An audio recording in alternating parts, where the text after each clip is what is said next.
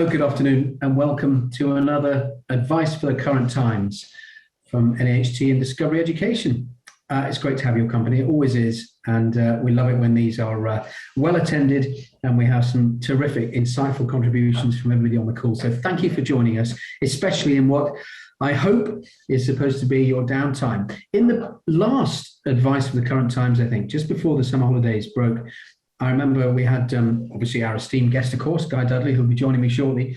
Guy actually shared some terrific suggestions, some tips for how you can, well, really sort of stay in a good place and look after yourself, some self-care. Remember, self-care isn't self-indulgence. That's our mantra, isn't it, on these calls? And he suggested some terrific ideas and suggestions for how you can switch off over the summer. I really hope you did. And if you didn't, it's not quite too late. You've still got a bank holiday weekend ahead, and please don't spend it all in school. So please maybe reach back to that previous Advice for the Current Times. It's on the NAHT Hub, of course, and I'm sure my colleague hopefully may be able to share it in the chat. I've surprised her with that one, but she might be able to share a link to that because it's well worth seeing that.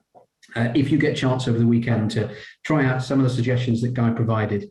Really wonderful webinar to help you to refresh and restore and just get ready for the challenge ahead, which is why we've called this one now, because we thought we'd call this webinar Advice for the Current Times and do it just before term starts, because as you will know, and you don't need me to tell you, there's a lot in your inbox, a lot in your in tray. And Guy has been working through the summer to really make sure you get the absolute freshest, most recent updated information. As recently as last night, yet again, one or two other bits and pieces were changing, not in the NHT, but obviously at the people who pull the levers in Whitehall and so on. And we wanted to make sure we get you the most up-to-date information.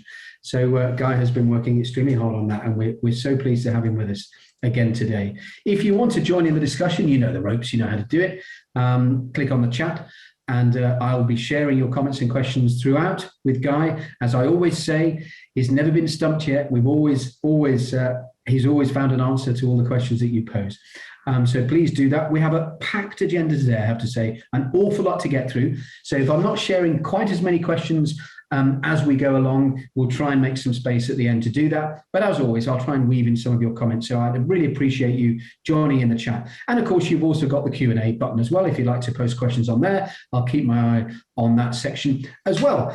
Externally, we tend to use #TheWholeTeacher as our hashtag on Twitter, on social and so forth. So please join in the discussion there, by all means do.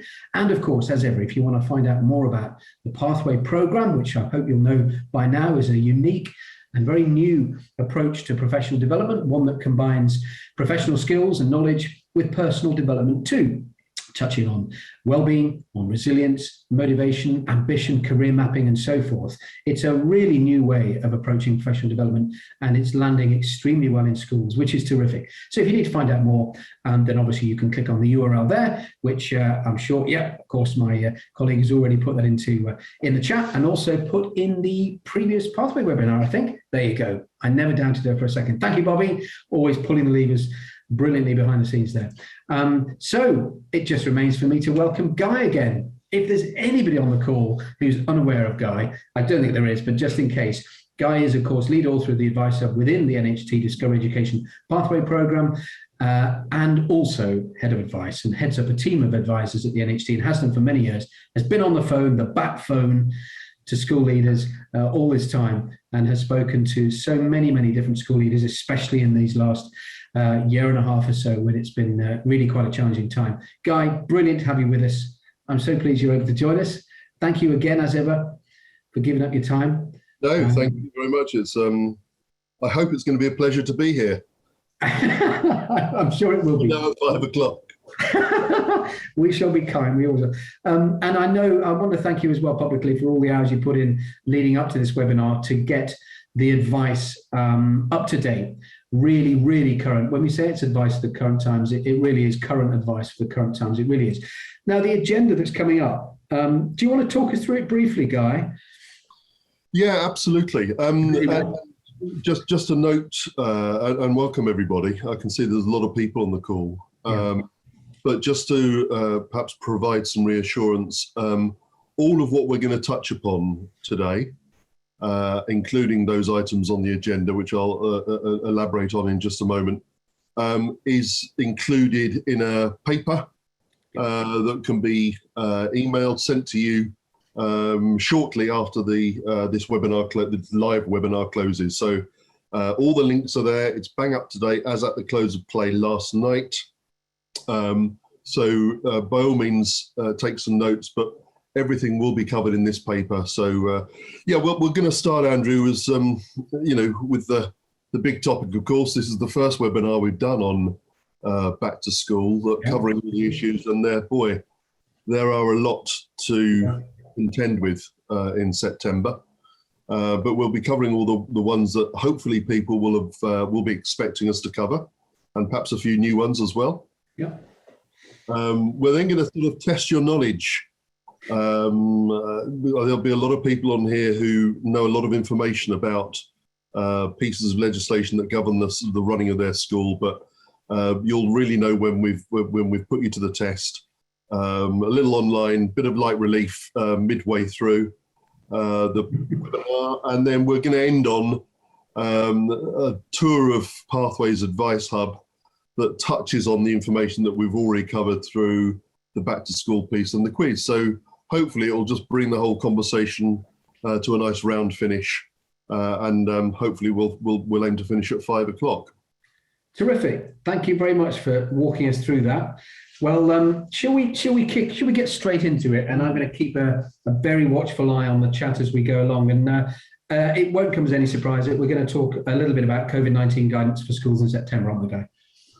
Yeah, absolutely. I mean, gosh, this remains the elephant in the room, doesn't it? And as Andrew alluded to earlier on, a government in Northern Ireland changed their mind at the 11th hour about bubbles, for example. But I would like to sort of just make it clear that what I'm going to tell you now has been agreed by the government to cover England and Wales. There's one or two little other headlines as well. So just for the record, there are no more bubbles, except in Northern Ireland, where schools can continue. They're not required to, but they can continue to teach in bubbles. And that decision was released last night. No more social distancing. No more contact tracing, no more self-isolation for the under 18s, no more face coverings. I'll come back to that in a moment, but they're still recommended, Andrew, for areas in a school that might be particularly crowded. A good example is school transport, where people are sort of obviously in a confined space. No more staggered start and finish times. Schools in England and Wales, secondary schools, staff and pupils are still required to self-test twice a week. That's going to be reviewed at the end of September. Right. In Northern Ireland, secondary school pupils are still need to wear face coverings, and that will be reviewed after 6 weeks.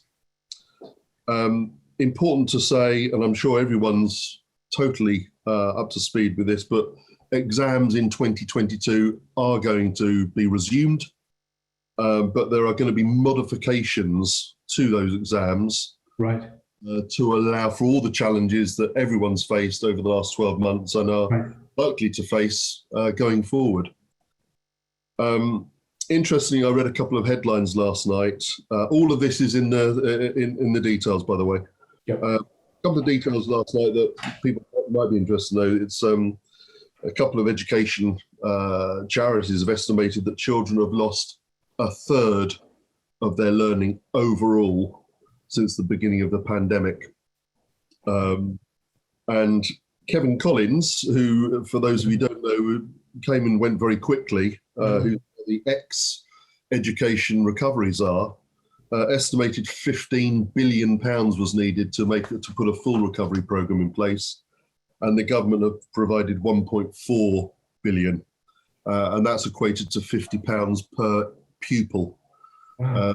You can see either the government have completely underestimated the size of the task, or there may be more to come. They've promised more to come, but my estimation is that's 9% of what was recommended by Kevin Collins, who ironically was appointed by the very government who have now sort of taken the approach they have. But wow, we are where we are. we are where we are. Yeah. There's lots of other information, Andrew, which I won't go into, but I'll just give people the headlines for COVID. Yeah. All the fuller guidance on COVID-19 is catered for in links in this document. So whether you're in England, a school, a primary, a secondary, a special school, a college or other education provider, it's all here. Whether you're in England, Wales or Northern Ireland, it's all here. All in one hopefully helpful document. There's other headlines in the document around the over 18s, about clinically extremely vulnerable children, pupils that are refusing to attend school, often at the behest of their parents, how to record absences. And there's quite an important distinction between how to do that, because you might be absent because you have a condition related to COVID-19. You may have a confirmed case, or you may be overseas and haven't been able to get home yet. Yeah. Different absence codes for different reasons. There's also a lot of information there on remote education. And again, all the appropriate links are there. All I would say is that schools are required to maintain that capacity, Andrew. I don't know how they're going to do it, but schools are being required to maintain their capacity to deliver high quality remote education to all state funded pupils, whether they're in a state school or an independent school. So I think there's quite a lot to untangle here, but fortunately, it's all captured in this document. And there's a link. Sorry, and there's a link to that document in the free newsletter that we're sending out shortly after this webinar. Yeah. Absolutely. I can see the link. Great. There's also, I've mentioned clinically extremely vulnerable pupils. There's also links to clinically extremely vulnerable staff. There's also links to free school meals and how they can continue now that we're back at school, especially for those in remote education. And there's also links to school guidance. The one final thing I'd say on COVID, and one day we'll stop talking about it, won't we? But one of the final things I'd say is that schools are needed to ensure that they have a contingency plan in the event that there are local outbreaks. There's the government's contingency framework plan is a link in the document, so people don't need to go and look for it. Mm-hmm. And if there is a local outbreak, the school will be contacted by your local public health teams, and they will come in to support you throughout any localized outbreak of COVID-19. I've also put the telephone number there of the DFE helpline in the event that anyone wants to call them on any of those matters. So I just want to reassure folks that everything is still in place. I've put details about what isn't in place and where you can find further information about what is in place. So everything COVID-19 related is in this document, and you really won't need to look any further. It's all there because all the hyperlinks are in there as well. So it's an absolutely brilliant document, Guy. Absolutely. And I've checked the hyperlinks and they're all working, I'm pleased. And they work. Before you, sorry, carry on. Do you want to I just wanted to ask a very quick question before we move on to safeguarding. Is now a good time? Yeah, absolutely. I don't want to interrupt you in your flow. I just thought we've had a couple of questions. I just wanted to kind of just knock over right now, if that's okay. Cool. If that's okay, because I think we should reward people who are so quickly out of the blocks on this by just posing the question now. Bearing in mind we've got a packed agenda, but let's do it quickly if that's okay. Thank you, Anita, for your question that came in very early. So it must be a very important one for you at the moment. Has the advice regarding pregnant staff not coming into school after their 20 weeks mark changed? Anything changing on that? Yes, I mean, pregnant women were never classified as clinically extremely vulnerable. Right. And of course, they were classified as vulnerable. That hasn't changed. So my advice, Anita, would be to sit down. Many people, obviously, with pregnancy and some people who weren't clinically extremely vulnerable at the beginning of the summer term might have become so at the end of it because of the anxiety associated with it. My absolute clear advice on this is to sit down with that person, have a conversation, and if necessary, get a note, a medical note supported by their midwife or their GP, preferably their midwife, because they'll be closer to the actual person with the advice that they seemed, and then seek to accommodate what's best for that individual. Thank but you. That hasn't changed from the advice that was sort of debated today. Okay, brilliant. Lots of other questions coming in, but I think I'm just going to take one more, and then from Debbie. Thank you, Debbie. And then the question from Anne and Claire, I'll keep that in mind. Don't worry, Anne. I will make sure that within this hour we ask those as well. But just so that we can get cracking. So this one more then. So from Debbie, thank you. Does the document that you just mentioned that you're talking about include information for maintained nursery schools, please? I don't know if there's anything specific about nursery schools that is in Debbie's mind there, but are they covered within the document? They are covered within the document, and they're covered within the generic advice for schools as well. And there's specific advice, Debbie, if I'm just checking it correctly. Yes, about early years and childcare settings. Specific advice and a specific link as well. Yes, there is. Yeah, terrific. Thank you so much. Keep the questions coming in. I know there's a couple more, but I think let's just pause there on the questions just for now, but we won't forget about them, I promise. But I'm really keen for Guy to get cracking on the safeguarding. Lots to talk about on safeguarding there. So over to you. There always is, isn't there, Andrew, with safeguarding. It's never off the agenda, and nor should it be. No. I guess three things I'd mention. The Keeping Children Safe in Education document has been updated. No great changes, largely cosmetic, but clearly it is being updated. It comes into force on the 1st of September, and until then, the 2020 version remains in force. Yeah. The DfE have also updated their guidance on sexual violence and sexual harassment. Again, the links to both of these documents are in this document here, to save you the time having to go to find them. Really important, Andrew, and I can't stress this point enough. The single central record where all the safeguarding data is held, that really needs to be brought up to date as quickly as possible. For two reasons. One, Ofsted look at it, and they take a very keen interest in it. It's one of the very first documents they tend to reach for these days. Secondly, of course, 6 to 7 weeks has passed since it was probably updated. Yeah.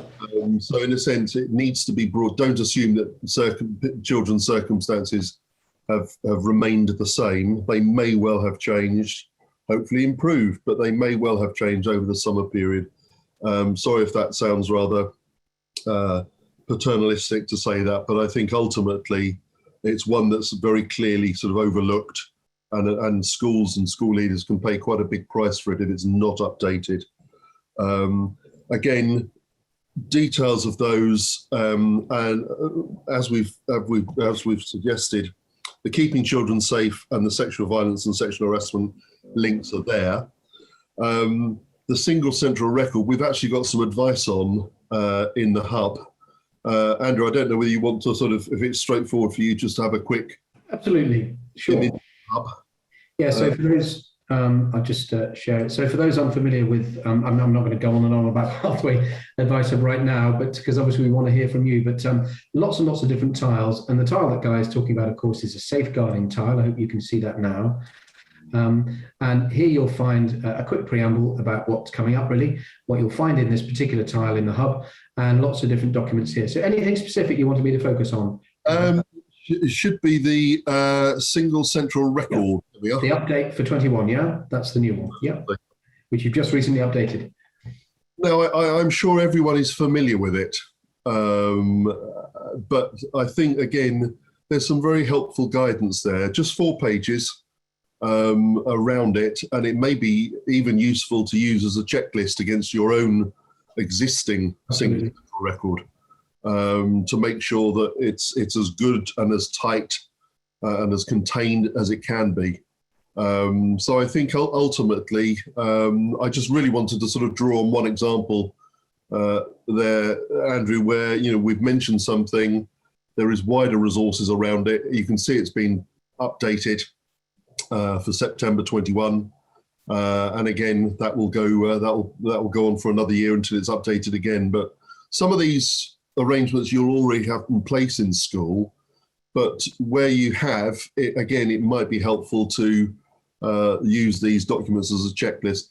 Thanks for clicking on that one. Keeping Children Safe in Education 2021. All the links are there. Again, very short document, 2 pages, but I think importantly, it has all the information that you're likely to need. It has all the links that you're likely to have. There we are, the links work. There we are, straight into the KCSIE. It's taken me 8 years to master that document that you can have a look at. But equally, it's just nice to have it all in one place. Absolutely, yeah. Thank you so much for compiling that. Great. So the next section I wanted to touch upon, so we've done COVID-19 and safeguarding, is general administration and finance.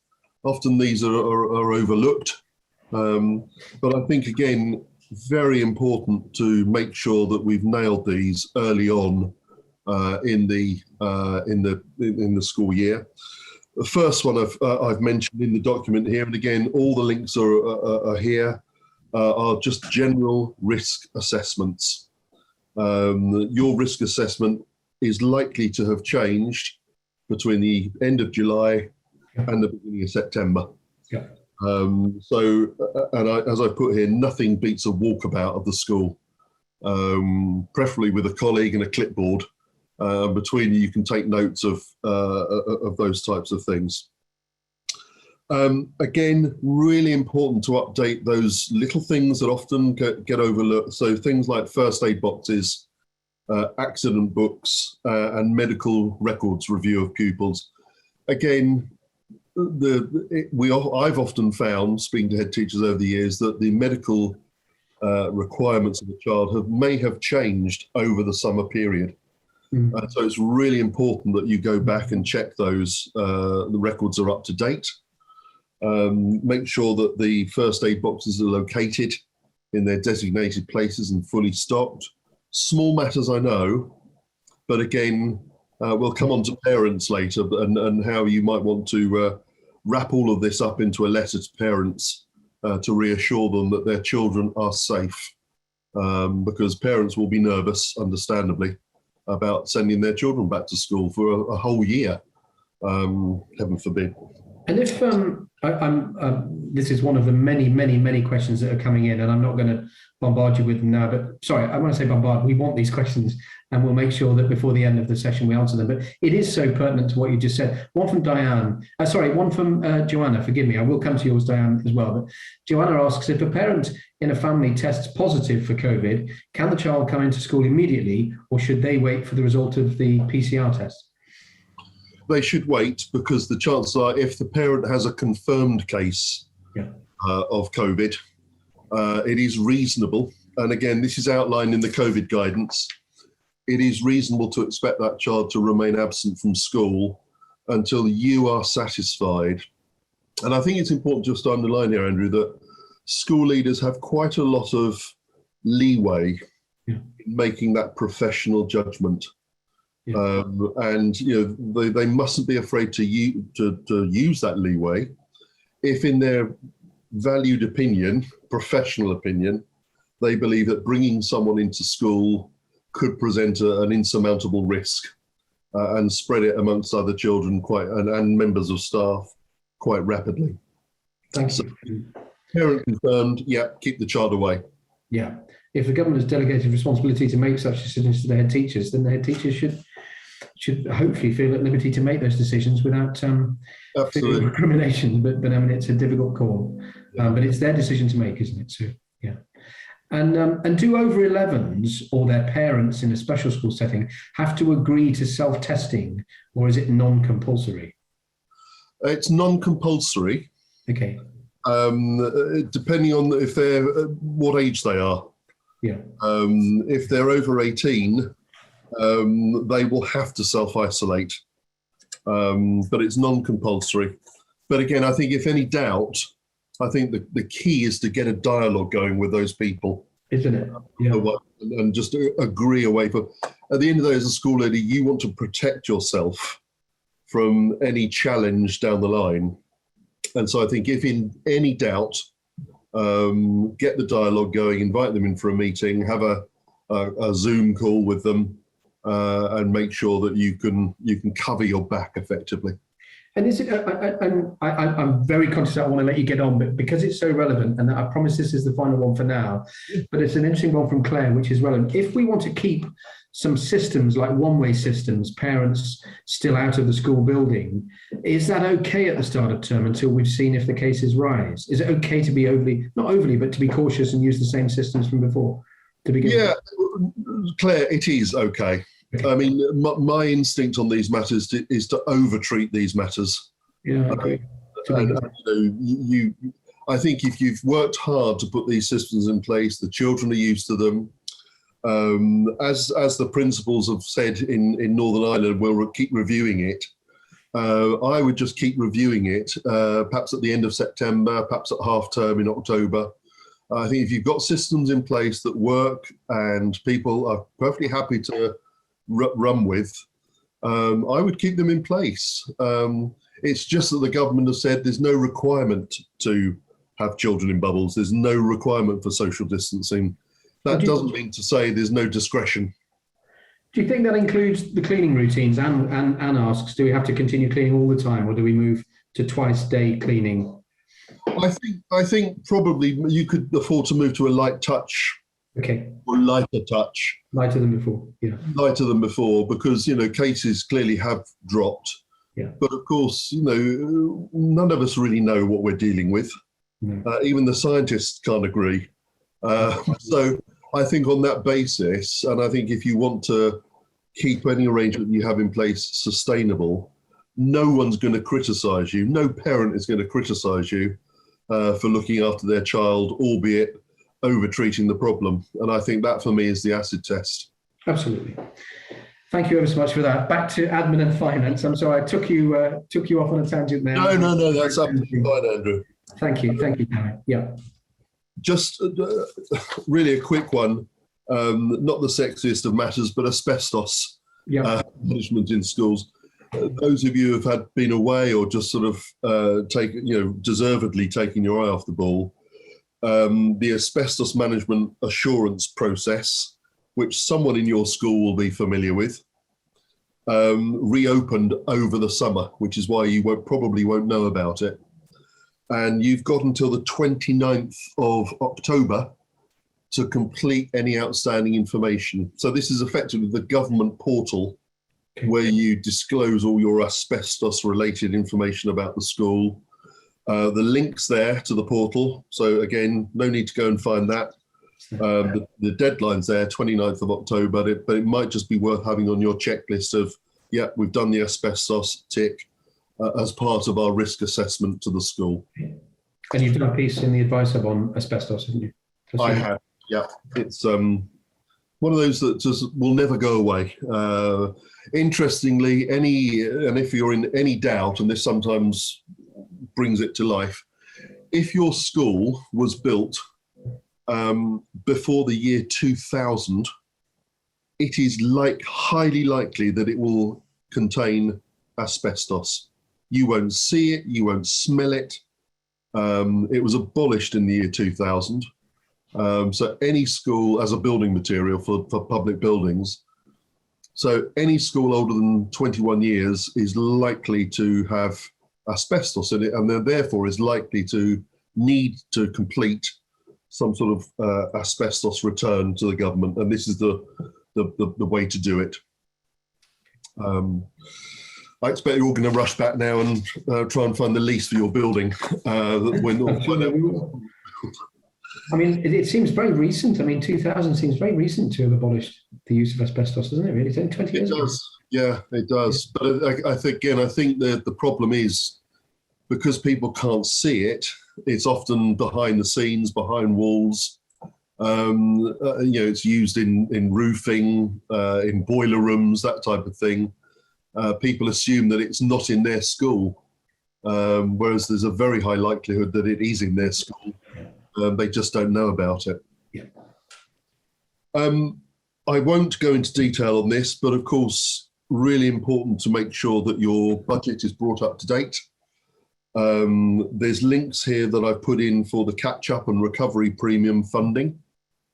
Links around the additional funding that was granted for NQTs, whose NQT year was disrupted, and therefore there's going to be a return of that. There's details here on the sport and PE premium update that's carried forward, and that needs to be spent by next July. A little link here to free school meals. And whilst people are at it, they may want to just look at their asset registers. Now's a good time of year to do that. And also their websites, because lots of this information that I've talked about has to be published on a school website. And school websites, every school has to have a website. And there's a very nice little piece, Andrew, on the advice hub about websites and what information needs to be on it. Yeah, I'm just on it actually. This is the admin and finance tile for those who are unfamiliar with that. There's an asbestos piece in there actually that we were talking about, and there's guidance on a website as well. School website guidance here. Yeah, just very quickly open that up, Guy. Again, this is written by Guy with lots of very, very useful links to what you have to publish online. And that sort of general advice. Yes, and again, it's not. It's quite detailed because it has to be. But again, it's if your school is part of an employer, it might be a part of a chain, an academy chain, and the academy chain publishes that centrally. You don't have to provide that in the same information on your website, but you have to provide a link to it. So the guidance on websites is quite detailed. And it's worth giving someone perhaps a project. It might be something to do. In fact, it's worked out very well for a number of schools. If someone is working remotely, this is actually a very good piece of work that you might be able to give them in the event that they're not teachers or unable to teach. So it's quite helpful in that respect. Absolutely. Great. And then a couple of last things. The Academy Trust Handbook, which used to be called, I don't know who makes this up, Andrew, I really don't. It used to be called the Academy's Financial Handbook, and it's now called the Academy Trust Handbook.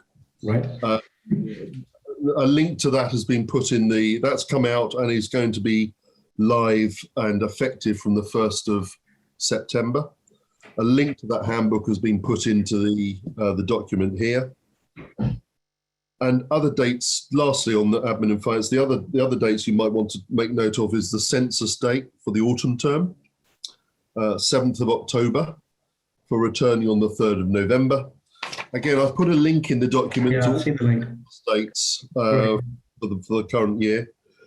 And of course, those who may have just been an oversight, you might want to make sure that you've got your bank holidays correctly recorded in the school calendar, because next year, of course, one of the May bank holidays is shifting. The spring bank holidays rather, is shifting from the Monday to the Thursday, and then followed by the Queen's Platinum Jubilee on the following day. So there's a couple of bank holidays there, and there's a change, obviously, to the diary arrangements. So you might want to just make sure you've got those correctly reflected in in your school calendar. I just wanted to touch very quickly, Andrew, on inspections. They're back, unfortunately. Yeah. Ofsted have said that the inspection regime will resume from the 1st of September. Clearly, there's going to be a huge backlog for them, so there's likely to be delays. There's a new school inspection handbook that's come out, again effective from the 1st of September, and that sets out how schools will be inspected, how they'll be evaluated, and how inspectors apply the framework. And again, a link to that new handbook is provided in the document. Yeah. Need I say more? And there's a couple of from Adam actually. Is the new guidance for school, is it generic? Does that include SEN schools? As sometimes we're never sure. I don't know which particular guidance we're talking about here, but if we're talking about the COVID-19 guidance, there is specific guidance for special schools, the link for which is in the document, if it's specifically to do with COVID-19. Thank you. And can schools still follow the same risk assessment from before the summer until Christmas, for example? Yeah, absolutely. I think the important thing is that risk assessments should be dynamic documents. True. They should be dog-eared and a bit dirty in that respect. And I think the key to them is to do them little and often, rather than have to wait for some catastrophe to come along and then start again. And I know some schools I've spoken to over the years are very much driven by their risk assessment. Their strategy is driven by their risk assessment. Right. So, some schools treat it as a bit of an annoyance. Others treat it as a strategic tool to drive their school improvement or mitigations. Okay. And before we move on to leadership and governance, which I know you need to get onto pretty quick, do you mind if I just share a quick question, because it relates back to the budgeting and the admin and finance, which is from Claire. Thank you, Claire. Do we know if sports premium, the sports and PE grant, will continue after this academic year? Will it continue in 22 into 23? We don't know yet. Right. The policy team at the NHT are knocking on number 10's door, I bet. undoubtedly, and quite often. Yeah. They're anticipating to have some news about it shortly. Okay. But it will continue. Everything from the last 2 years is being carried forward. So there's quite a generous premium right up until the 31st of July next year. Okay. But at the moment, it has to be spent by next year. And we'll keep people informed. Oh, yeah, you always do. And in other ways, Andrew. Thank you. Thank you, Guy. Right. So leadership and governance, I think you wanted to say a few things. Yeah, just really a shout out for some of the most blindingly obvious things. I mean, inset days, I just really wanted to underline that these are a really good opportunity to invite people who are on maternity leave in for the day, for one of their inset days. Yeah. One of their keep in touch days, rather. I mean, there's nothing better than to reconcile a keep in touch day with an inset day, and it was really just a shout out for that, to make sure that you don't forget those people who are absent, not just the ones who are pregnant, but the ones who may be on long-term sick leave or other things like that, and really just making sure that you've got all the usual stuff in your diary around governors meetings, PTA, Parents Teachers Association, and parents' evenings. No surprises there, really. Unlike this one, curriculum and assessment. I know we're a little bit pushed for time, but I think probably for a lot of listeners on the line, and I can see there's around 219 of them at the moment, I think the relationships and sex education will be statutory from the 1st of September. The NAHT has pressed the government very hard to persuade the government to allow schools some flexibility in the first year of it being taught, even the first statutory year. And the government have in turn instructed Ofsted to take a flexible view on the teaching of RSE, knowing that some schools will be, or different schools will be at different stages of their development and implementation. Again, all the detail is here, but the Ofsted are certainly going to take a fairly flexible approach in the first year of its compulsory learning, and those schools that are quite a way behind, and there still are some out there, they can continue with their existing programs of PSHE in the meantime to make sure that's all covered. And of course, as you know, Discovery Education, I mean, it would be remiss of me not to at least do a sentence on it to say that we have produced the most amazing health and relationships program. We called it Health and Relationships, and it's to completely support RSHE for schools. So do check that out, and I'm sure my colleague will share a link to that to take you direct to where you can find out more about health and relationships. It removes all the headaches and tells you, well, basically gives you all the materials you could possibly need to teach it. Right, okay, advert over. Guy. It's a useful piece, actually, I must admit. It's a great program. Yeah, it is. It is. Last thing on curriculum and assessment, the reception baseline assessment. Many people thought this had died and gone away because it was actually open for consultation 4 years ago. And the government announced it was going to come in in 2020. Then COVID happened. Now it's 2021. And it's arrived. It's a week next Wednesday. So in short, the reception baseline assessment will become a statutory primary school or assessment tool for all primary, infant and first schools in England from next week. The full details are here, but as you and I have looked, Andrew, there's an idiot's guide. It's terrific. It appealed to us both, didn't it? Yeah. It's 3 pages long.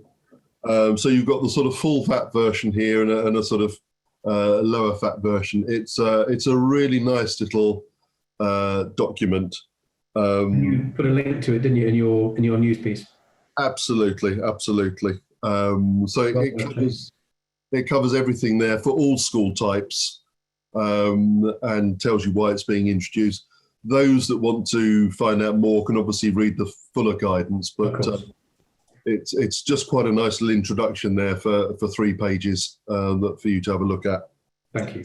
And that's all on curriculum and assessment. Yeah. We've got 2 more sections to cover, and I'll do them as quickly as I can. 3 actually. Pupil behaviour. One of the things that consistently came across in the last year talking to head teachers, Andrew, is that do we have to change in light of COVID, all sorts of roll-on, roll-off arrangements with pupils? Do we have to change our pupil behaviour policy? The answer is no. There's no requirement to. And a few of us got our heads together and we said, actually, what might be helpful is perhaps as an inset day, an idea for an inset day, you might want to draft an appendix to the current pupil behaviour policy, which recognises that most children may be misbehaving for the very first time, uncharacteristically, and that it could be argued that that was related to their absences, the fact that they've been out of a pattern of learning, and just effectively setting out what pragmatic ways you might have to deal with that behaviour.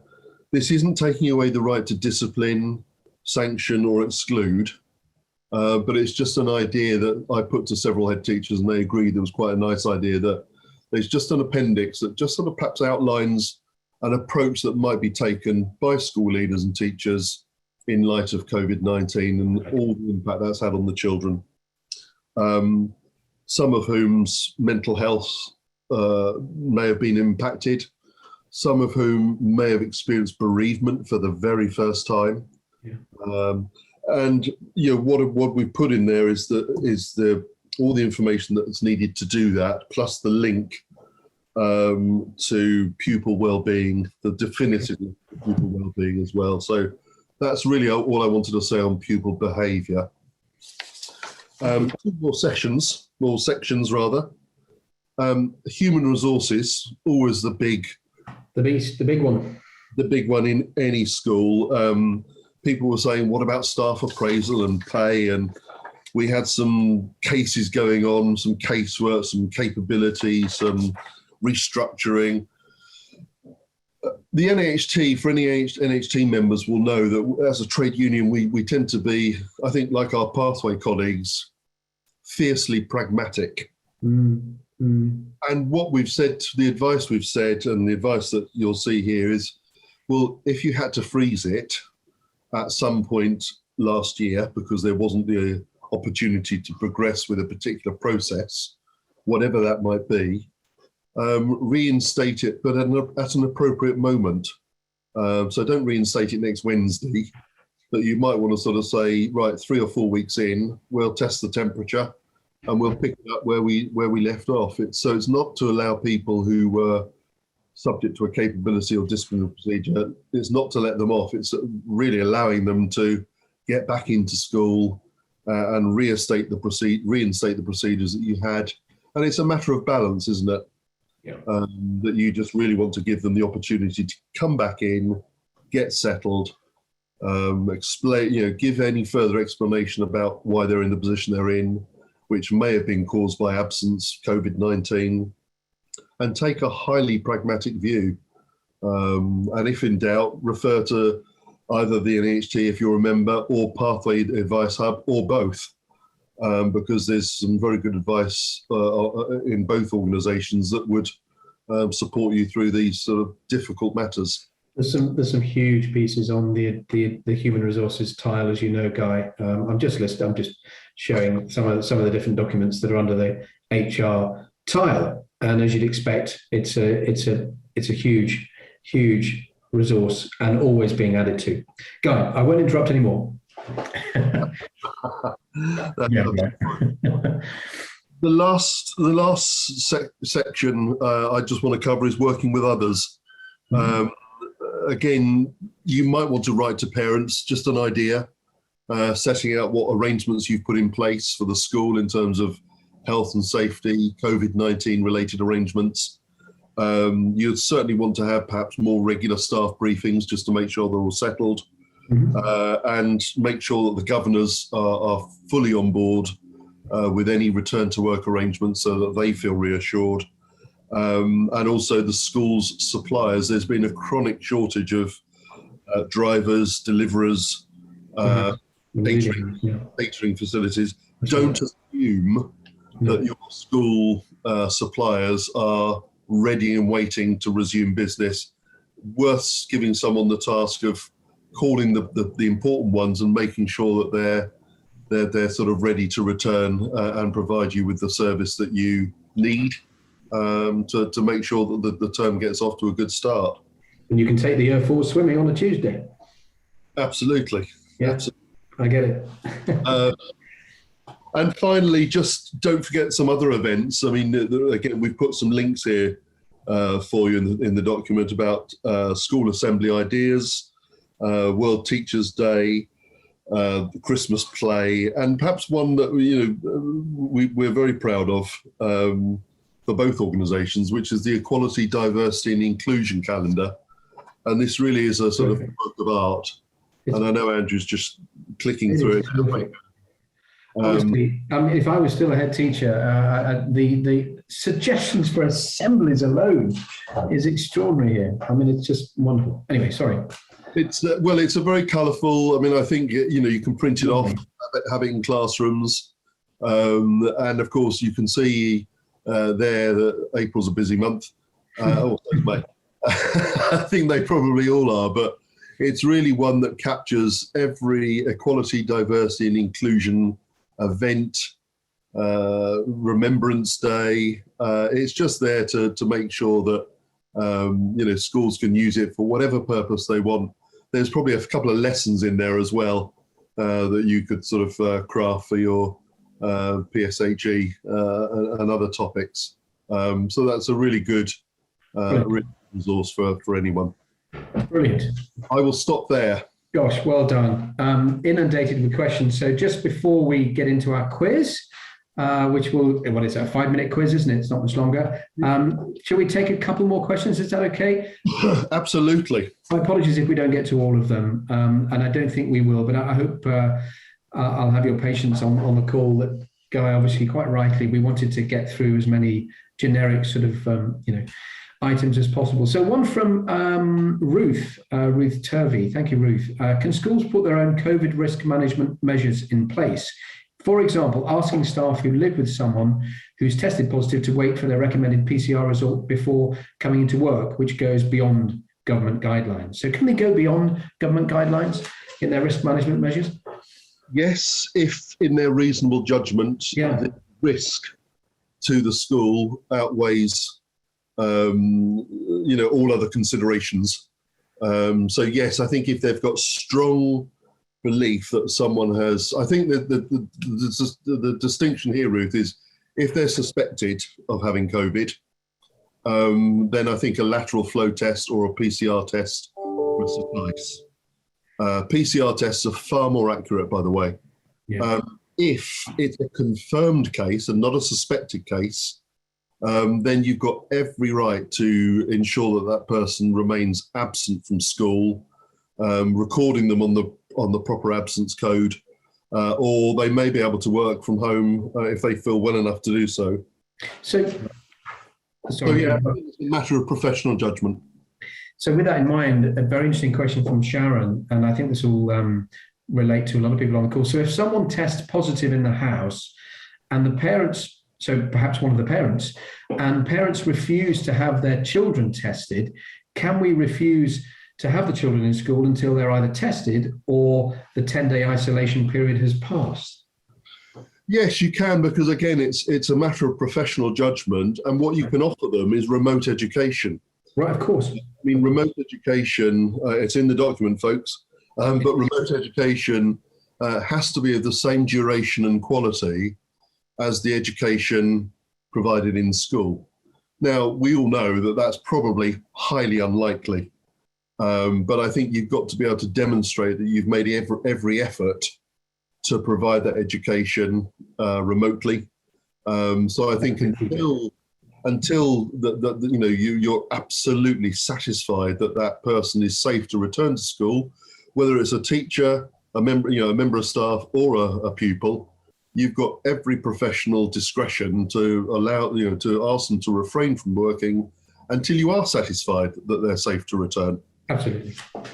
So last one from Angela. Thank you, Angela. This is very different, quite left field actually, but an important one. The government is going to be installing carbon monoxide detectors in all schools this year. Do you know why? I think it's all part of their cleaner emissions and ventilation. So nothing necessarily to worry about, but it's a good thing they're doing.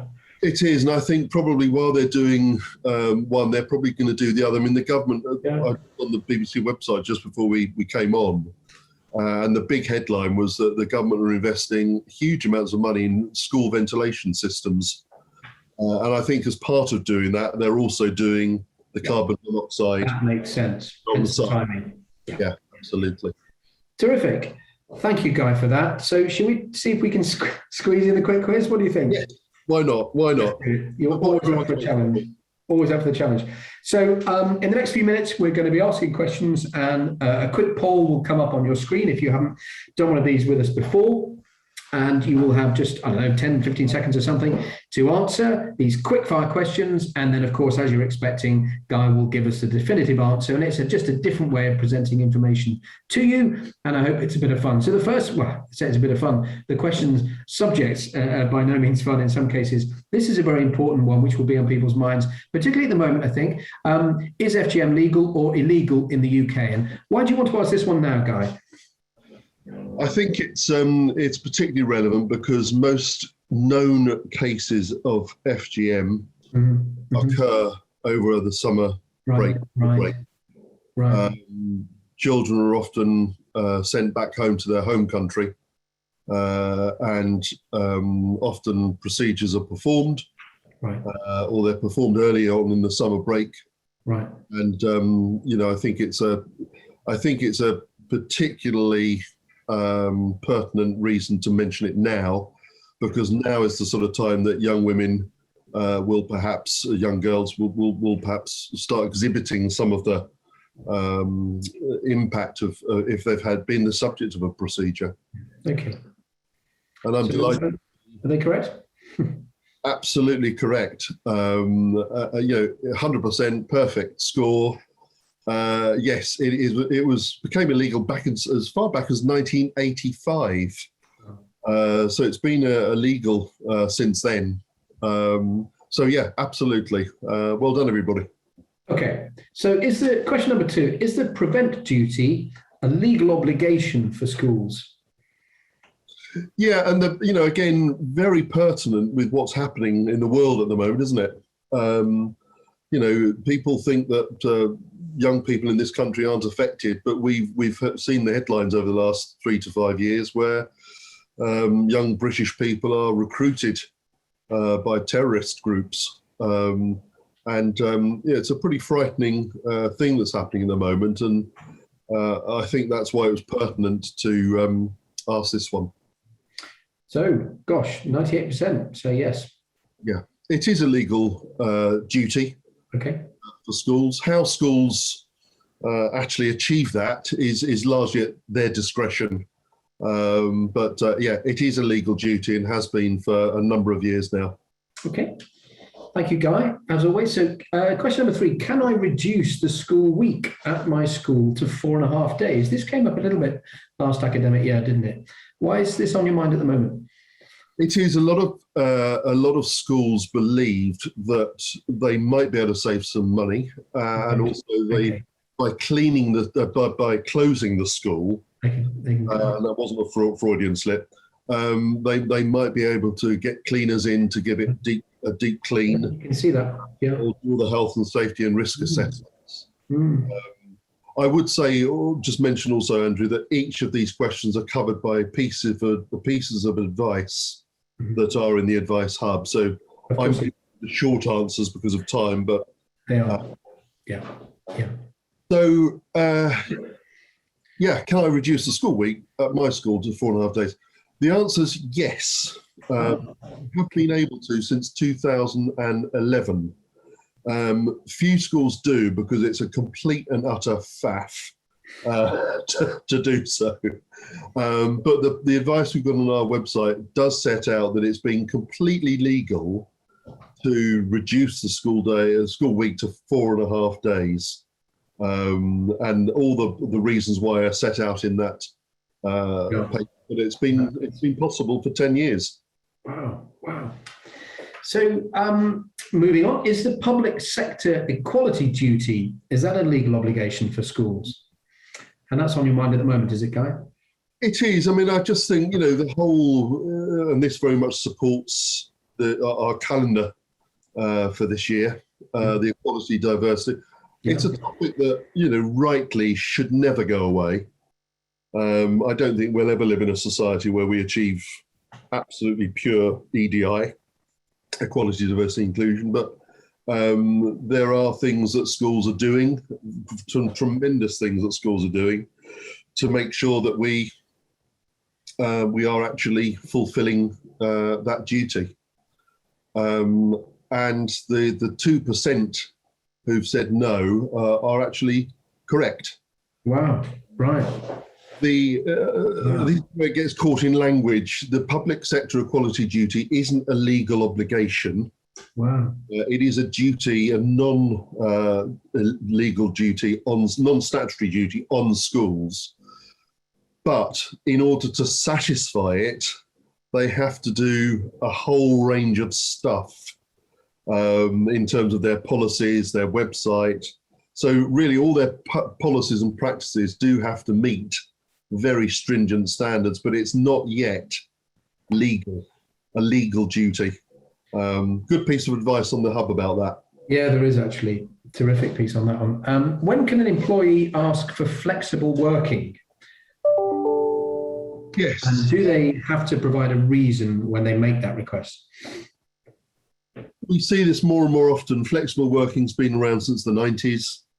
It's basically a catch-all term for anything that doesn't equate to full-time equivalent working. Yeah. So part-time working is a subset of flexible working, in lawful terms. There's been more and more requests for it, as I think people have been impacted by COVID. They've been impacted, them themselves, their partners, their children, their own families, and I think that's been reflected in the increase of flexible working requests we see. But I think again, it's quite important that people understand when they can apply and do they have to give a reason. So we'll just wait for the. Oh, there we are. Quite split, actually. First one. Yeah. So, yeah, interesting. An employee has the right to request flexible working after 26 weeks continuous service. So the 49 that answered after 26 weeks are correct. And do they have to provide a reason? No, they don't have to provide a reason. There's no reason whatsoever that anyone has to give for requesting flexible working. 9 times out of 10 they do, because I think it's politic to do so, but they're not required lawfully to do so. Okay, so 2 more very, very quick questions, and then you're just going to close with a few words on statutes and regulations, aren't you? Yep. Save the best till last. Does a school have to make reasonable adjustments if requested?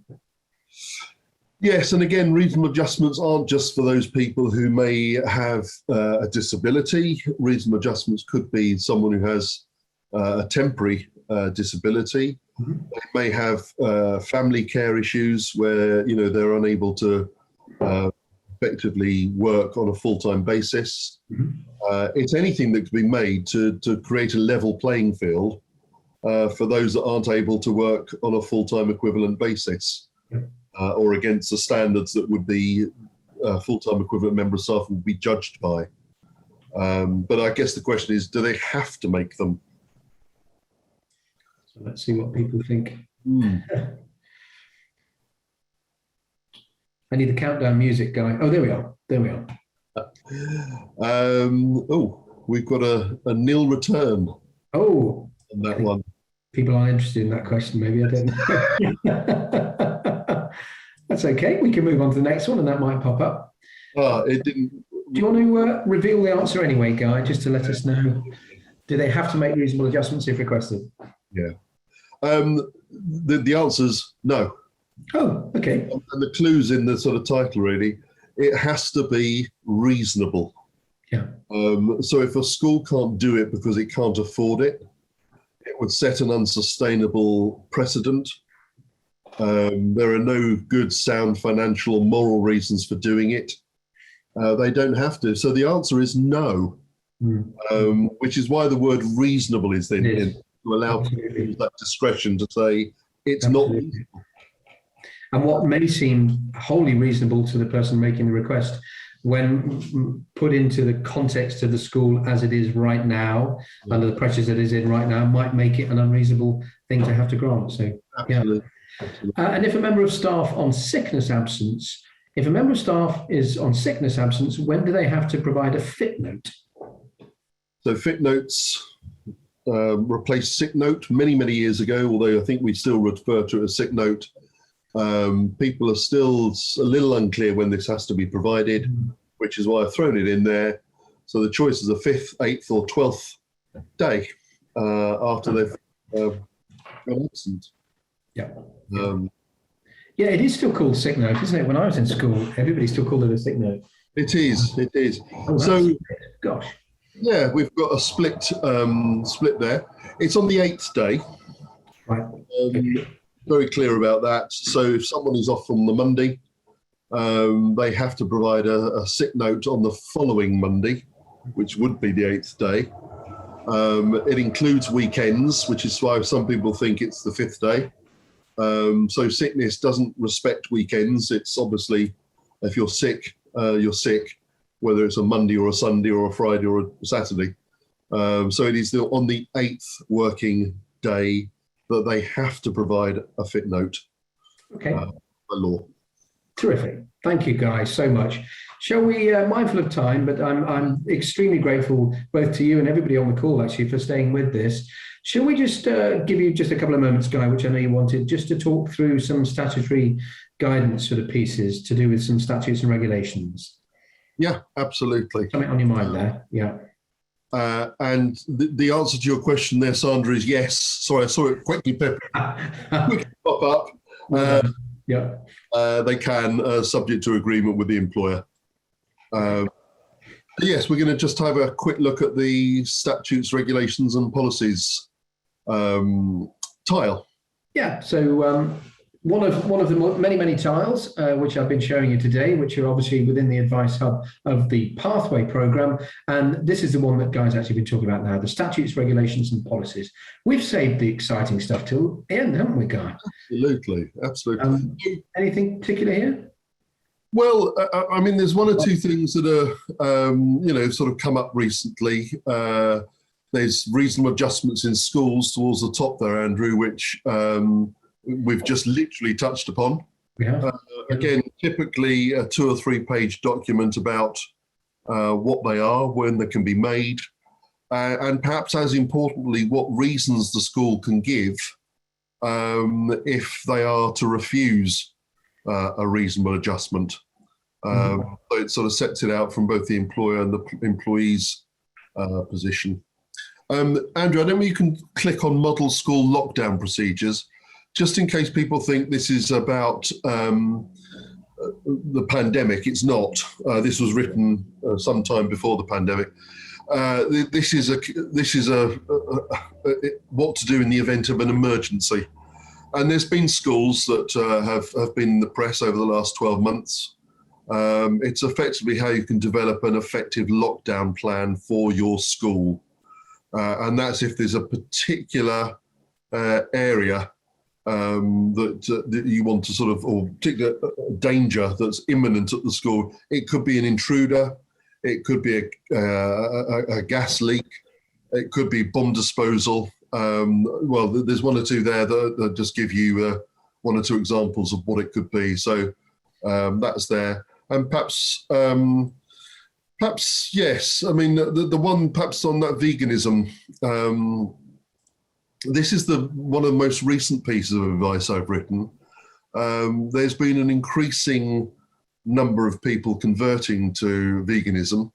And this is just perhaps an interesting, more of a thought piece than an advice piece, but a useful piece nonetheless. And I wrote this with Vegan Inclusive Education. And it's really about what schools can expect and perhaps how they might want to respond to requests from parents who are demanding their child to have a vegan option. Actually, it may be part of the school's welfare program for pupils to have a vegan option in the school, perhaps once a week. But again, it's just an interesting piece that, it's not all about policing and compliance. There's 1 or 2 interesting areas there where people might want to just sort of look into. And if you want to have a look at that one, Andrew, yeah, absolutely. You don't mind? Yeah, it's just, I know it's something that's obviously has always been very important to the NAHT, but especially this year. I think you're really focusing on this year, aren't you? It is, and the school leaders I've spoken to over the years, they know what diversity and inclusion is, and they've probably got quite a good idea of, possibly what they could implement in the school. But if they haven't, and if they don't really know what we mean by diversity and inclusion, this is the go-to document. It defines what it is. It defines what your role is as a leader, and it defines what the school can do to ensure that they follow practices. And it's this type of activity, Andrew, that would ensure that the school is able to satisfy the public sector equality duty. Yeah. So it's an overriding duty rather than a legal one. It's basically saying, have you as a school paid due regard to all things equality, diversity and inclusion related? Absolutely. It would be a really good way of actually satisfying that duty. Terrific. Gosh, many more articles across all of the different tiles within the Advice Hub, all authored and edited and quality assured by yourself, sir. So, hugely grateful for all of that. Were there anything you wanted to close with? Have I interrupted too soon there? Sorry. No. I just think I would encourage, I know that our colleague Bobby is going to make this document available to everyone that's tuned in today. What you've referred to all the way through it, your notes. Yeah, absolutely. And I would encourage people to have a good look at it and use it, if you like, as a checklist against those things that you might already have in place, or to complement those that you have, or to replace the ones that you haven't, if there are gaps in your diary, or things you may have just overlooked, which is very simple to do. The document is 18 pages long, so it's not a punishing read, but it's a substantial read nonetheless. And that includes all the links, because I think it's, going back to school this year is, I think, going to be an incredibly challenging time for school leaders, teachers, parents, pupils, the whole gamut. It's going to be very challenging. And I just hope that today, this document, Pathway membership, NHT membership, will give you that sort of soft landing you need into the term and beyond. But thank you very much. Well, thank you so much for sharing all your wisdom, as always, actually, and for keeping us all up to date with the very latest advice.